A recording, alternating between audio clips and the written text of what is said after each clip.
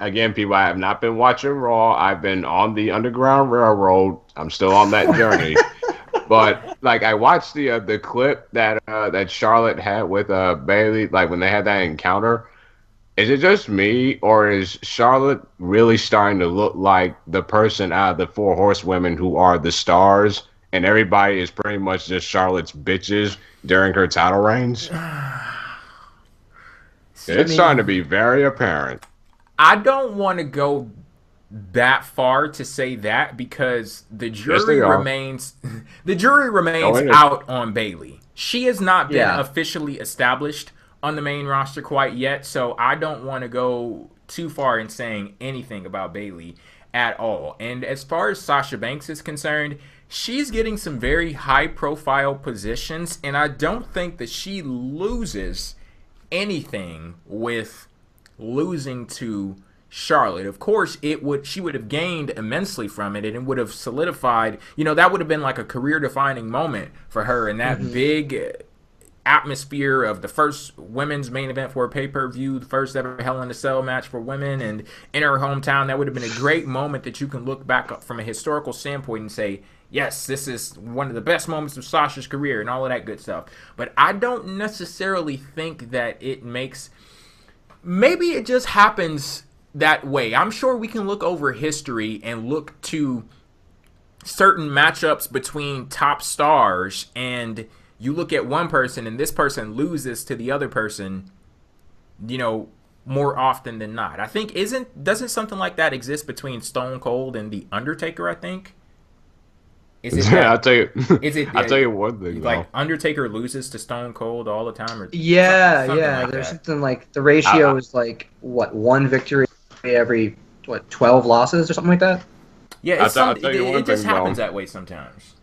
I'll tell you one thing though, Charlotte is doing a damn good job with the Triple H's politicking backstage. Like, don't worry, guys. Like, I won't put you over on the big shows, but I'll put your asses over any day of the week. Like, Who's it's to say that great. that's Charlotte though? Yeah. It's great.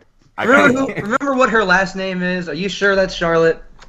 How do you guys not say that this is fucking top 3 Triple H booking right here? But she's good though. Doesn't She that is count good. for something?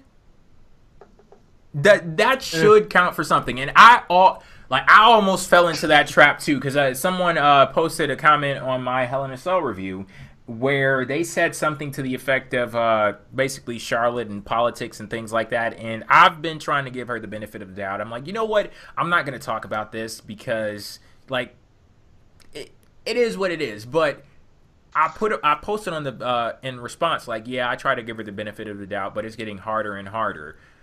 They are telling a story with her, and I give them that. she does It's have just the Triple H politicking. she does have the character and the in-ring ability to And back the up the interest. story that they're telling for her. And that's very important. I would understand if they were forcing Charlotte and it's like she wasn't bringing a goddamn thing to the table herself, but that's not the case. She is bringing something to the table, and it works for me. And I wonder if her last name was not Flair, if she was, so-and-so and so-and-so from around the way, and she had the exact same booking that she has right now, would we still be playing the politics tune? Is it All you gotta do, do. because it's mighty convenient that her dad is Ric Flair, and that's the people can easily go to that. But I'm just saying, just look at the up and down booking. Like, I went on the pay-per-views, and I'll put your lame asses over any day of the week. Like that's all I'm saying. You guys are my bitches. Like, I'll put you over anytime. just I'm not doing the job. Like, it's funny. I actually listened to Sam Roberts' podcast. We're gonna put that over this week. I listened to Sam Roberts' podcast this week, and the recording he did with Sasha Banks, he interviewed her, and it was 2 days prior to Hell in a Cell. And one of the first things that they spoke about, Sasha and Sam, was the differences between Sasha and Charlotte's come-up. And Sasha immediately said that, well, she's never had to work a day in her life because her last name is Flair. I mean, think about it. She comes out with the sparkly blue robe, and she does her dad's shit. She chops people in the chest and goes, woo! And she's naturally superior because that's what she's been born into this business. And then Sasha said herself, I wasn't born into this business. I had to work my ass off. I had to cut my teeth on the indies. And then I think it kind of plays into our perception of her as a person as well, because as Jay mentioned, it's one thing to be all high and mighty and, think your shit don't stink just because of where you are, but at the same time, she's backing up herself in the ring. Like, she has a right to be confident. It's not like she's just. I agree with that. There's just a lot of standards, a lot of politicking involved. That's all I'm saying. I'm not taking away the in ring aspect of it. I'm just saying, just look at the booking. That's all. Look, if you're not playing politics, you're fucking crazy. In some way or another, everybody. Just ask Donald Trump and Hillary Clinton. You got to protect your spot, man.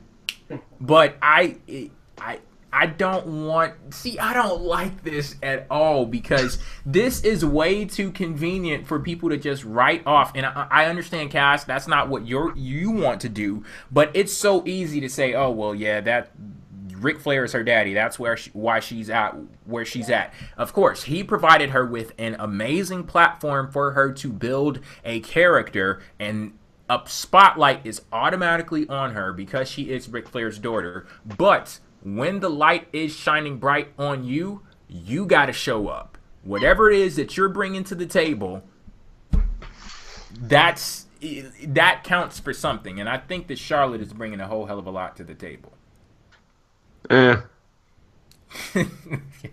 Wow.